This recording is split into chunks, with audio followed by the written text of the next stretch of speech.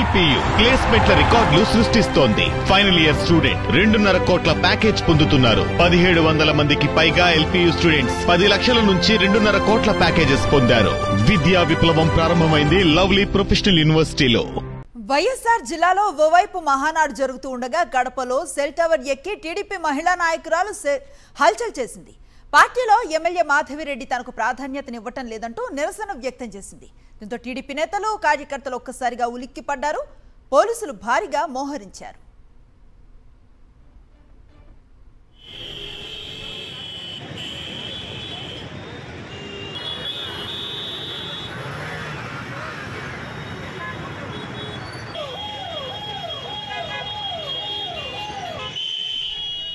వైఎస్ఆర్ జిల్లాలో ఒకవైపు మహానాడు జరుగుతూ ఉండగా అక్కడ సెల్ టవర్ ఎక్కి ఒక టీడీపీ మహిళా నాయకురాలు హల్చల్ చేసిన పరిస్థితి మనం చూస్తూ ఉన్నాం. స్క్రీన్ పై సెల్ టవర్ పై నుంచి ఆమె నిరసన వ్యక్తం చేస్తోంది. పార్టీలో ఎమ్మెల్యే మాధవిరెడ్డి తనకు ప్రాధాన్యతను ఇవ్వటం లేదంటూ ఆమె నిరసన వ్యక్తం చేస్తున్న పరిస్థితి. దీంతో టీడీపీ నేతలు కార్యకర్తలు ఒక్కసారిగా ఉలిక్కిపడ్డారు.